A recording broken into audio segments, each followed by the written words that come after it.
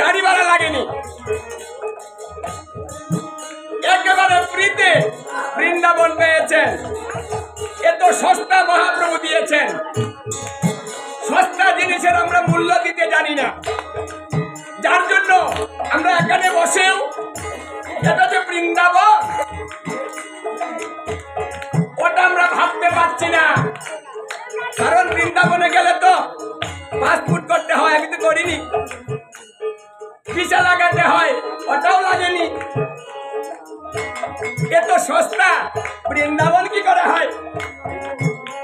মানে আমরা সস্তার মূল্য দিতে জানি না। এটা হলো অজ্ঞানীর ভাব। যারা জ্ঞানী তারা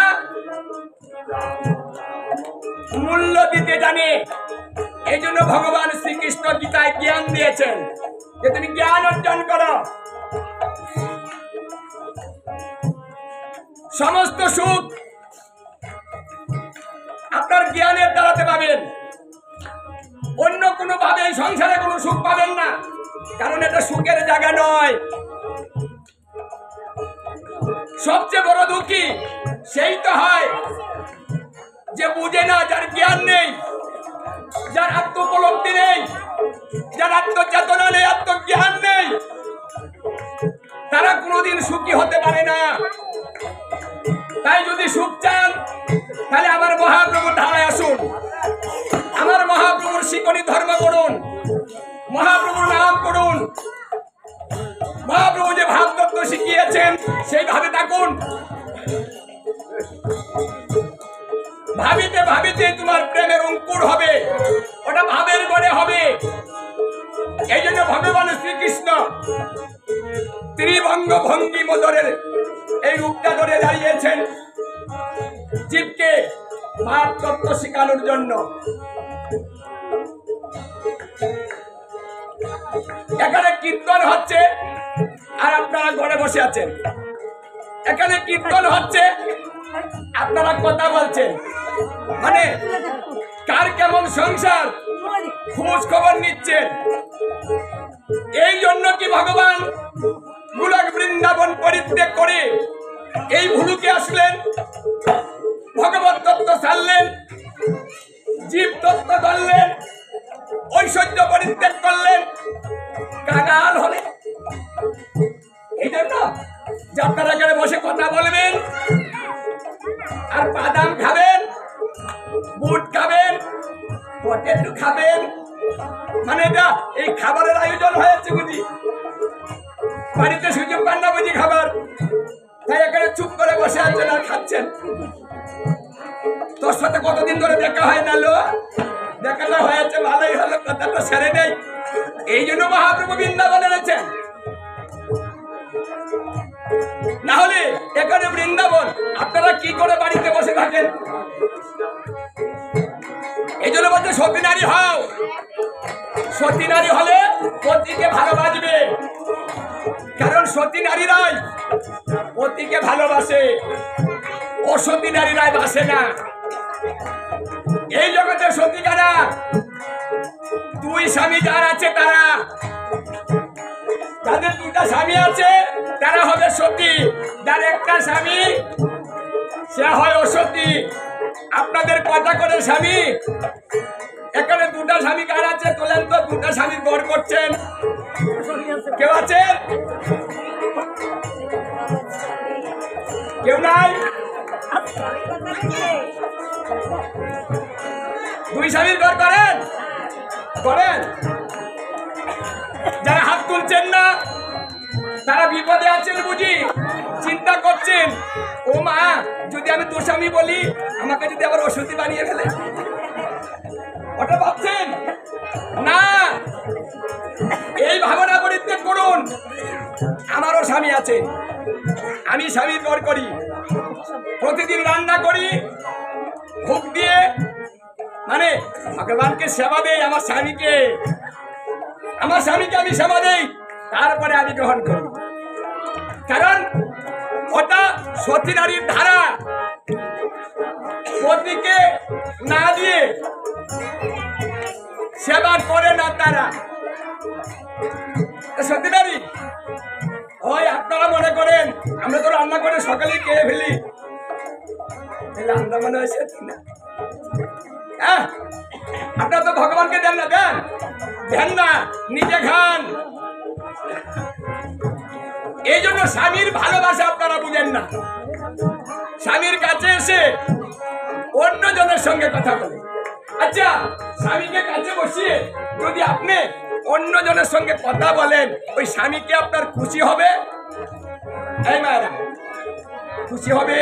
স্বামী পাশে বসা আর আরেক জনের সঙ্গে বলছেন কথা, হাসছেন, খেলছেন, আনন্দ ফুর্তি করছেন, আচ্ছা ওটা কি ওই স্বামী মানবে?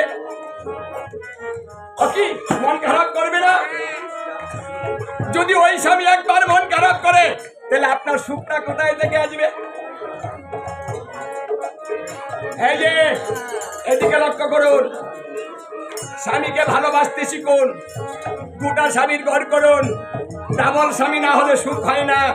এক স্বামী আর কত সুখ দিবে গো? একটা যদি মরে যায়, তাহলে আরেকটা যদি রাখি, একটা বললে একটা থাকবে, আমার সুখ যাবে। কি বলেন? সুখ যাবে? মায়েরা লজ্জায় মরছে, না জানি কি হচ্ছে, ওটা কি বলছে বুঝতে পারছেন না? না, এই জন্য গুরুর কাছ থেকে জ্ঞান নিতে হয়, এই তত্ত্বগুলা জানতে হয়। কার সঙ্গে ভালোবাসা করবেন, আমাদের এই দেহটা কেন হয়েছে, এই দেহ দিয়ে আমি কাকে ভালোবাসবো, এই দেহের মূল উদ্দেশ্য কি, মানুষ কেন হয়েছি, নামটা কেন মানুষ হয়েছে, সেই উদ্দেশ্যটা কি?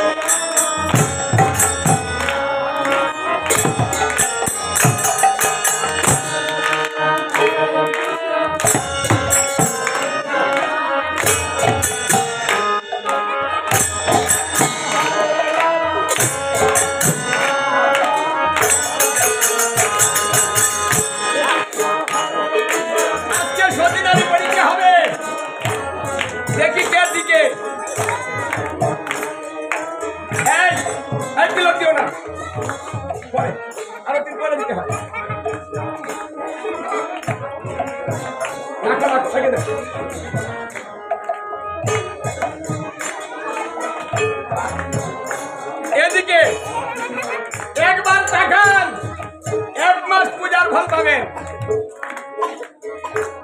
এত সুন্দর সুযোগ আমার মহাপ্রভু দিয়েছেন, আর কেউ দেয়নি। এই তত্ত্বটা কেউ শিখায়নি।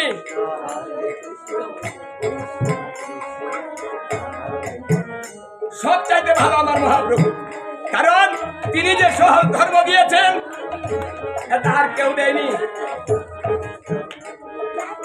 ভক্তদের ভালোবাসার দাম তিনি দিতে এসেছেন, আর ভক্ত গিয়ে ঘরে বসে থাকে, ভালোবাসার দাম বুঝে না। আপনাদের এই গাজীপুরা সাধুগুরু বৈষ্ণবরা এসেছে, অনাদি আদি গোবিন্দ এসেছেন, সব-পার্শ্বকে নিয়ে এসেছেন, কারণ অধিবাসীর মাধ্যমে ওনাকে নিমন্ত্রণ করা হয়েছে, এখানে এসেছে। এখানে হাট বসেছে, এটা হাট, এখানে বেচাকিনি হচ্ছে। আপনি কিনতে এসেছেন, কিছু নিতে এসেছেন, কিছু দিতে এসেছেন। এখানে কিছু দিয়ে যাবেন, কিছু নিয়ে যাবেন।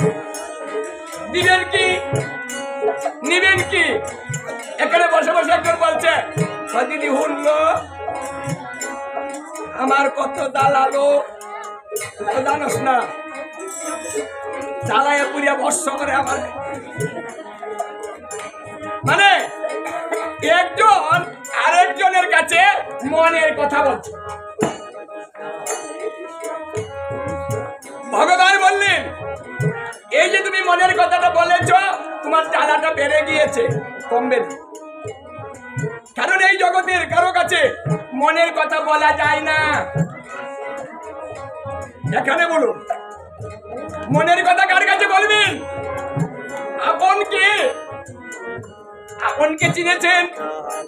আগে আপনকে চিনুন, তারপরে মনের কথা বলুন না। আরে মানুষের কাছে মনের কথা বলবেন, আপনি বলবেন একটা, লাগাবে আরেকটা। যেমন আজকে একজন বলছে ওখানে দল আসেনি, যাইস না, টাকাও দিস না। নিজেরা নিজেরা বসে বসে কীর্তন করে আর দলের নামে টাকা নিবে। আমি নাম বলবো, কিন্তু কথাটা হয়েছে। তাহলে দেখুন, হবে একটা, লাগাবে আরেকটা। এটা জগতের স্বভাব। কারো কাছে মনের কথা বলবেন, আপনার মনটা নিয়ে চলে যাবে। বলেছেন একটা, ও গিয়ে লাগাবে আরো তো একটা, বড় করে আরেকজনের কাছে বলবে, ও আরেকটু লাগাবে, ও আবার আরেকজনের কাছে বলবে। এইভাবে না অনেক লম্বা হয়ে যায়। ছোট্ট একটা কথা বলেছি কীর্তনে বসে, আমি কথা বলিনি, কিন্তু জ্বালাটা কিন্তু ঘটে গিয়েছে। এই জন্য শাস্ত্রে বলছে গুরু, গৌর, গোবিন্দ। কার কাছে বলবেন? গুরু, গৌর, গোবিন্দ। এই তিনজনের কাছে মনের কথা বলবেন। এই নামে যজ্ঞের সন্ধ্যা, এই সন্ধ্যার অতীতে মনের ভাব প্রকাশ করুন, মনের কথাগুলো এখন বলুন, মনের হাতটি প্রকাশ করুন। যার যার যত কথা আছে এখন বলার সময়, তিনি এখন শুনবেন। তাই নীরবে নিস্তব্ধে নিজের কথাগুলো বলে যান।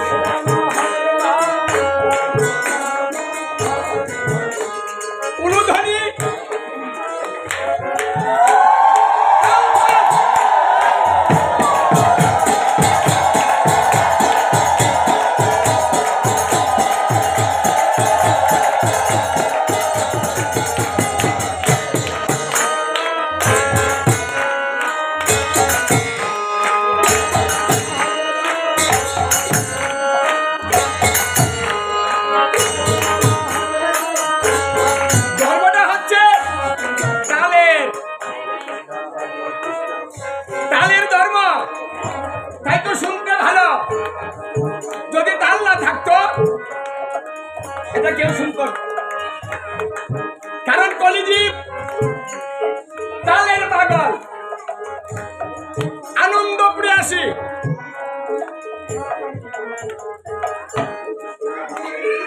যদি কোথাও দেখছেন বাজায় নিমন্ত্রণ ছাড়া নাইতা নাইতা যায়,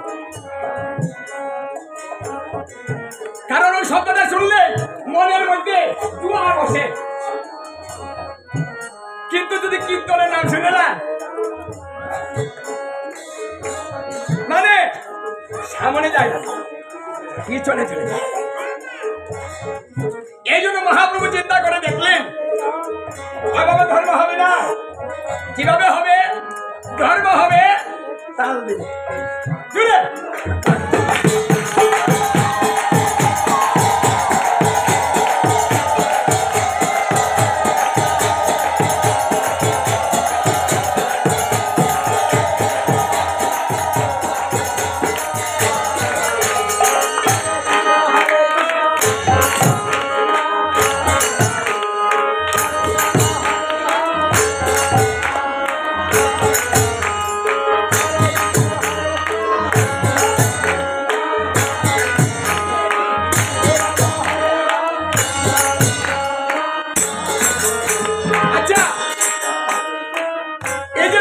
যে হচ্ছে কেমন লাগছে?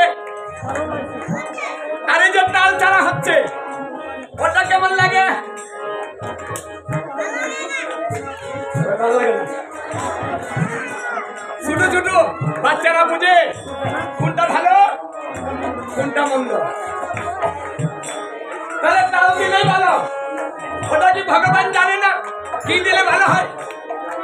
দেখুন, যদি অন্ন শুধু অন্ন দেওয়া হয় ভালো লাগে, ভালো লাগে তাই না? যখন বিভিন্ন তরি তরকারি দেওয়া হয় তখনই ভালো লাগে। হরে কৃষ্ণ। এই জন্য ভালো লাগাটাই আমাদেরকে দিয়েছে। তোমরা যা চাও আমি তাই দিলাম। আনন্দ চাও আনন্দ করো, নৃত্য করতে চাও নৃত্য করো।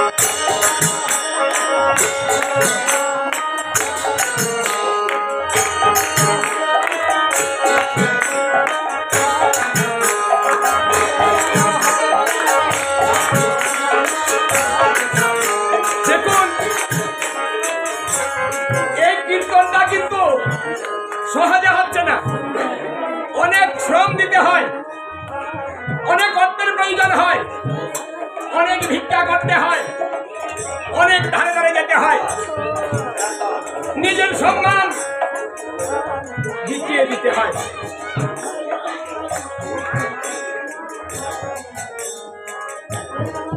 কত পরিকল্পনা, কত কথা, তারপরে এই বৃন্দাবনের আয়োজন হয়।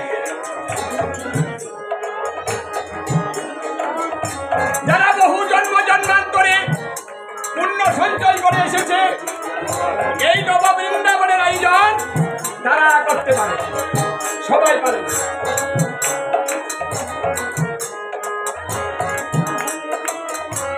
তাহলে এত কষ্টের দান এই মধুর বৃন্দাবন, আমরা যদি এই কষ্টের মূল্যটা না দিই, আমরা দুর্ভাগা। ক্ষতিটা কার হবে? আমাদের হবে। কারণ ভগবান কৃপা নিয়ে এসেছেন, কৃপা করতে এসেছেন, ধারে ধারে ঘুরছেন নাম রূপে,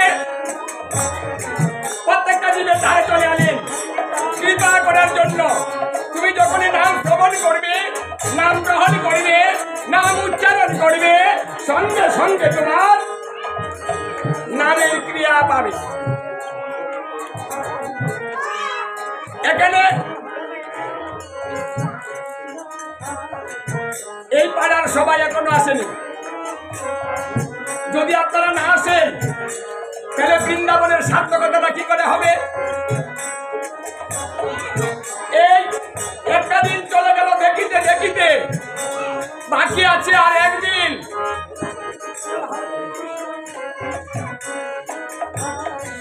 সুযোগ হাতে একদিন, আজকে রাত।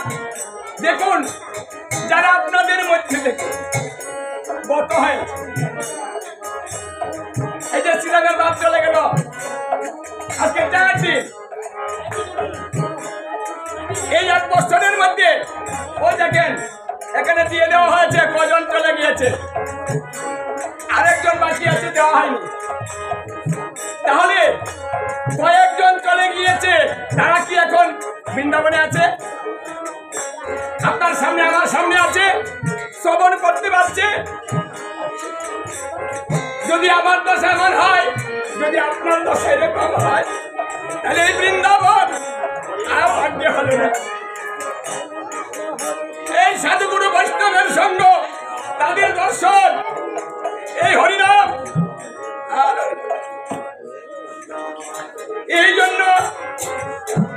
সময়ের মূল্য দিতে হয়। আপনি সময় কিনতে পারবেন না। সবকিছু জগতে কেনা যায়, কিন্তু সময়টাকে ফেরানো যায় না। সময় তার মতো সে চলে যায়, আর ফিরে আসে না। যেটা চলে যায় আর আসে না। তাই এই নববৃন্দাবন তখনই সার্থকতা হয় যখন ভক্ত কানায় কানায় পরিপূর্ণ হয়ে যায়। তখন আমার ভগবান এইসব ভক্তকে দেখে আনন্দে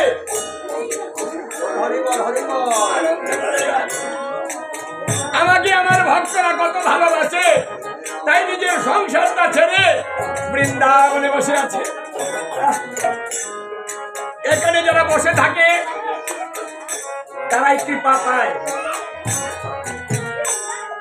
যারা বেহায়ার মতো বসে থাকে ভগবান দর্শন করেন, আমাকে কত ভালোবাসে, আমার জন্য বসা, আমার জন্য কাজে, আমার জন্য শ্রম দিচ্ছে, আমার জন্য নিজের সম্মানটা বিকালো, আমার জন্য ধারে ধারে ভিক্ষা করে। যদি আমাকে ভালো না বাঁচবে তাহলে তো এইভাবে আমার জন্য। তাই আসুন, বাড়িতে সময় না দিয়ে আত্মীয় স্বজন যারা এসেছে তাদেরকে নিয়ে এখানে চলে আসুন। বাড়িতে কথা বলবেন না, তুমি অন্য সময় আসবে, আমি তোমার সঙ্গে কথা বলবো, কিন্তু এখন চলো একটু কীর্তনে বসি, একটু সাধুগুরু বৈষ্ণব দর্শন করি, একটু নাম শ্রবণ করি, একটু মহাপ্রসাদ গ্রহণ করি। এটা বলে সবাই এখানে চলে আসবেন। এখানে রান্না হচ্ছে, প্রসাদের ব্যবস্থা হচ্ছে, তাহলে আপনাদের ঘরে কি কাজ? শুধু এই গ্রামের লোক নয়, যারা আসবে সবাইকে প্রসাদ দেওয়া হবে। বাড়িতে রান্নাটা বন্ধ করে দেন। বাবাকে বলবেন, এই যে শুনেছ আমি কীর্তনে গেলাম, তুমি দোকানটা বন্ধ করে দিয়ে তালাটা লাগিয়ে দিয়ে বাসায় যাওয়ার দরকার নেই, গাজীপুরা নামযজ্ঞে চলে এসো, সেখানে প্রসাদ পেয়ে পরে সবাই মিলে একসাথে বাড়ি চলে যাও। আচ্ছা, বুদ্ধিটা কেমন? ওটা ভালো নয়? স্বামী কথা শুনে না, স্বামী কথা শুনে না? যারা শুনে না হাত তুলেন তো। কার স্বামী কথা শুনে না? হাত তুলেন। কাল থেকে শুনবে, হাত তুলেন। আর আমার কাছে বিচার দিবেন না যে বাবা গো আমি কই এই ভাই, আর বলতে পারবেন না, বললে আজকে বলতে হবে সবার সামনে। বাবার কথা আছে, কোনো অভিযোগ আছে? বাবাদের অভিযোগ নাই, মায়েদেরও অভিযোগ নাই। তাই কালকে থেকে যেন দেখি স্বামী স্ত্রী, ছেলে মেয়ে, শাশুড়ি শ্বশুর যে যা আছে সবাইকে নিয়ে কাল কীর্তনে চলে আসে।